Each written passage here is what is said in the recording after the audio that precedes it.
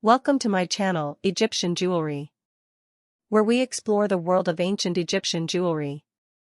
Khepri is a scarab-faced god in ancient Egyptian religion who represents the rising or morning sun.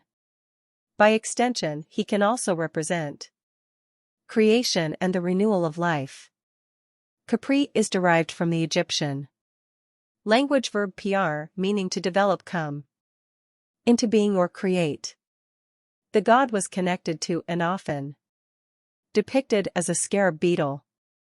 Young dung beetles, having been laid as eggs within the dung ball, emerged from it fully formed and thus were considered to have been created from nothingness. Egyptians believed that each day the sun was also reborn or created from nothing. In the same way that the beetle pushes large balls of dung along the ground, Khepri moved the newly born sun across the sky. Khepri was a solar deity and thus connected to the rising sun and the mythical creation of the world.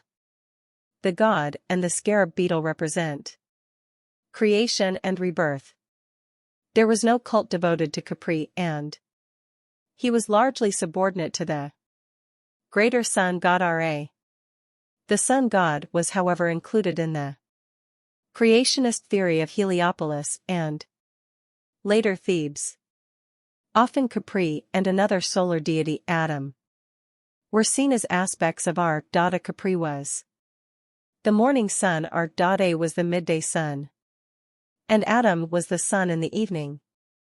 As a deity, Khepri's four main functions were creator, protector, sun god, and the god of resurrection. The central belief surrounding Khepri was the god's ability to renew life in the same way he restored the sun's existence every morning. Mummified scarab beetles and scarab amulets have been found in pre-dynastic graves, indicating that Khepri was respected early on in the history of ancient Egypt. Khepri was principally depicted as a Scarabaeus Caesar scarab beetle, though in some tomb paintings and funerary papyri he is represented as a human male with a scarab as a head, or as a scarab with a male human head emerging from the beetle shell. He is also depicted as a scarab in a solar bark held aloft by Nun. The scarab amulets that the Egyptians used as jewelry and as seals allude to Khepri and the newborn sun. The beetle carvings became so common that excavators find them throughout the Mediterranean. It is thought that Khepri came into existence in the same manner as a young scarab beetle emerges from its dung ball, fully formed.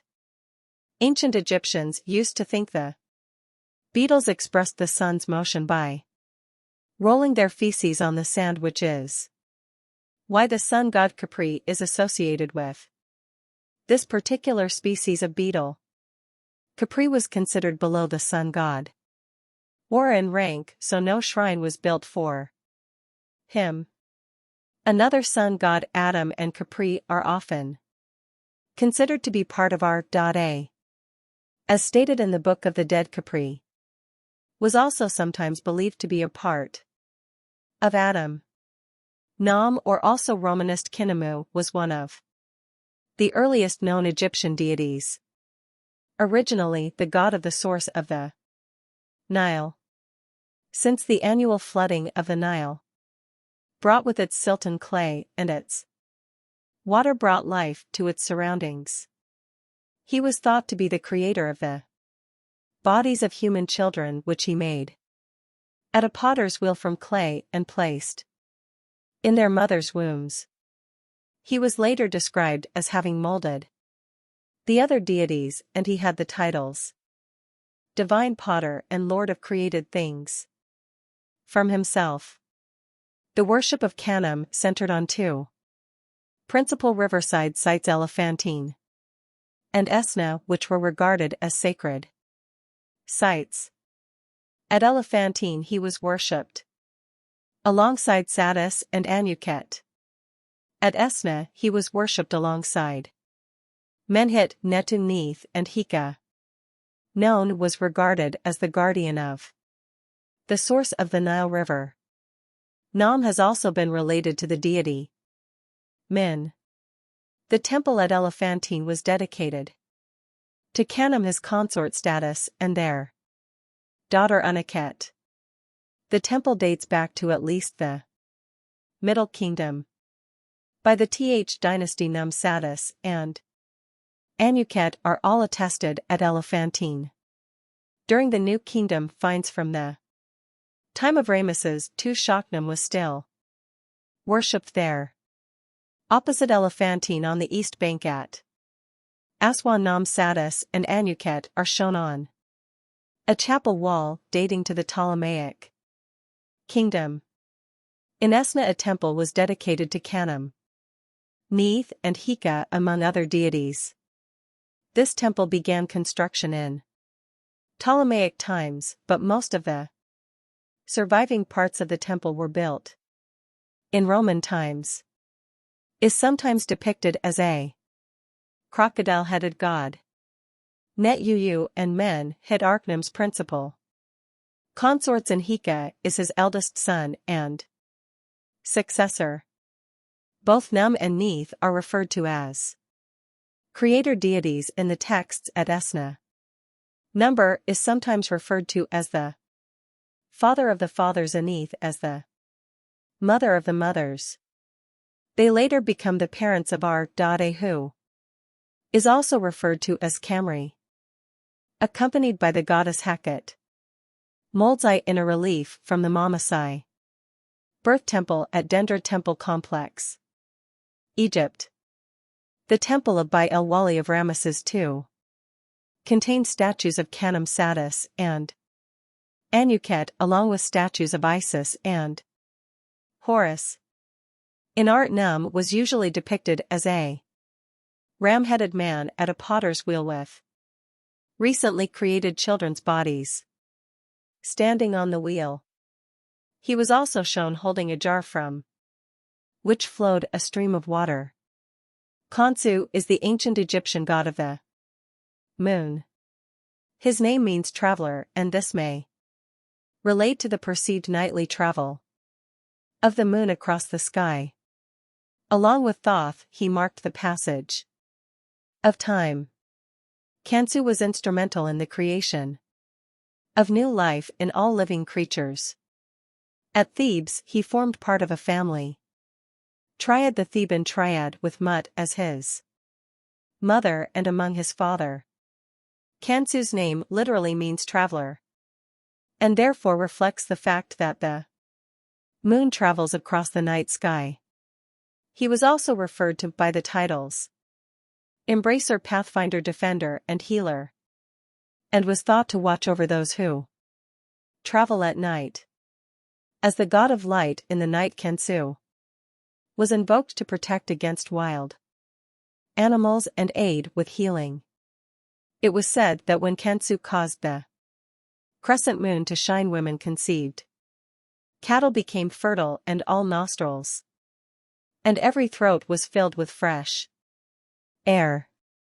In art, Khonsu is typically depicted as a mummy with the symbol of childhood, a sidewalk of hair, as well as the manet necklace with croak and flail.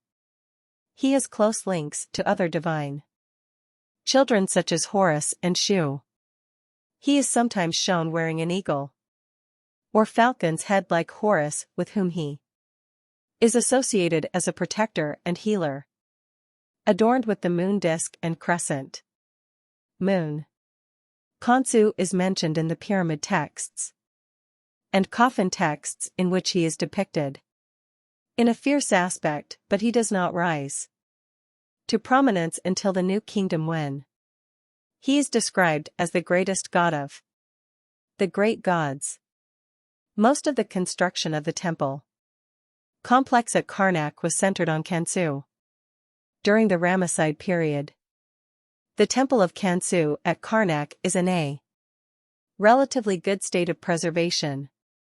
And on one of the walls is depicted a creation myth in which Khonsu is described as the great snake who fertilizes the cosmic egg in the creation of the world. Khonsu's reputation as a healer spread outside Egypt as stele records how a princess of Becton was instantly cured of an illness upon the arrival of an image of Khonsu. King Ptolemy, after he was cured of an illness, called himself beloved of Khonsu, who protects his majesty and drives away evil spirits. Locations of Khonsu's cult were Memphis, Hybes and Edfu. Maat refers to the ancient Egyptian concepts of truth, balance, order, harmony, law, morality, and justice.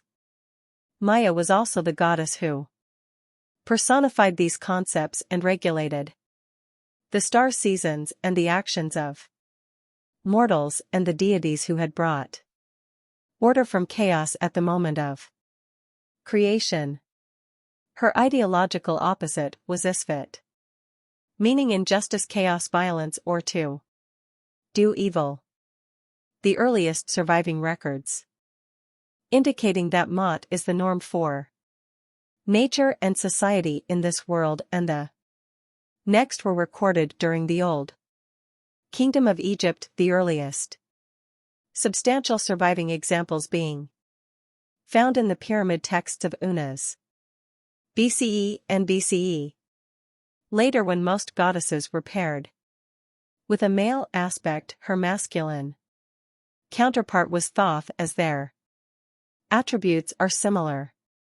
In other accounts, Thoth was paired off with Seshet, goddess of writing, and Measure, who is a lesser-known deity, after her role in creation and continuously preventing the universe from returning to chaos for primary role. In ancient Egyptian religion dealt with the weighing of the heart that took place in the duet. Her feather was the measure that determined whether the souls considered to reside in the heart of the departed would reach the paradise of the afterlife successfully. In other versions, Maat was the feather as the personification of truth, justice, and harmony. Pharaohs are often depicted with the emblems of Maat to emphasize their roles in upholding the laws and righteousness. From the Th dynasty circa BC, Maat was described as the daughter of Ar-Dade, indicating that pharaohs were believed to rule through her authority. Maat was the goddess of harmony, justice, and truth, represented as a young woman. Sometimes she is depicted with wings on each arm or as a woman with an ostrich feather on her head. The meaning of this emblem is uncertain, although the god Shu, who in some myths is Maat's brother, also wears it. Depictions of Maat as a goddess are recorded from as early as the middle of the Old Kingdom circa BCE. The sun god Ra came from the primeval mound of creation only after he set his daughter Maat in place of Isfet, chaos. Kings inherited the duty to ensure Maat remained in place, and they with Rar said to live on Maat with Akhenaten. BCE in particular, emphasizing the concept to a degree that the king's contemporaries viewed as intolerance and fanaticism. Some kings incorporated Maat into their names, being referred to as Lords of Maat or Merimot, beloved of Maat. Maat had a central role in the ceremony of the weighing of the heart, where the decedent's heart was weighed against her feather. In the duet, the Egyptian underworld, the hearts of the dead were said to be weighed against her single feather of Maat, symbolically representing the concept of Maat in the Hall of Two Truths. This is why hearts were left in Egyptian mummies while their other organs were removed as the heart was seen as part of the Egyptian soul. If the heart was found to be lighter or equal in weight to the feather of Maat, the deceased had led a virtuous life and would go on to Uru. Osiris came to be seen as the guardian of the gates of Uru after he became part of the Egyptian pantheon and displaced Anubis in the Ogdoad tradition. A heart which was unworthy was devoured by the goddess Ammit and its owner, condemned to remain in the duat. The weighing of the heart as typically pictured on papyrus in the Book of the Dead or entombed scene shows Anubis overseeing the weighing in Ammit seated, awaiting the results to consume those who failed. The image contains a balancing scale with an upright heart standing on one side and the shoe feather standing on the other. Traditions hold that Anubis brought the soul before the posthumous Osiris, who performed the weighing. While the heart was weighed, the deceased recited the negative confessions as the assessors of Maat looked on. Egyptians were often entombed with funerary texts in order to be well equipped for the afterlife as mandated by ancient Egyptian funerary practices. These often served to guide the deceased through the afterlife, and the most famous one is the Book of the Dead or Papyrus of Ani, known to the ancient Egyptians as the Book of Coming Forth by Day. The lines of these texts are often collectively called the declarations of purity. These declarations varied somewhat from tomb to tomb as they were tailored to the individual, and so cannot be considered a canonical definition of Maat. Rather, they appear to express each tomb owner's individual practices in life to please Maat, as well as words of absolution from misdeeds or mistakes made by the tomb owner in life, which could be declared as not having been done, and through the power of the written word white particular misdeed from the afterlife record of the deceased. Many of the lines are similar, however, and paint a very unified picture of Maat. The doctrine of Maat is represented in the declarations to Rektumersha Fentmat and the negative confessions listed in the Papyrus of Ani.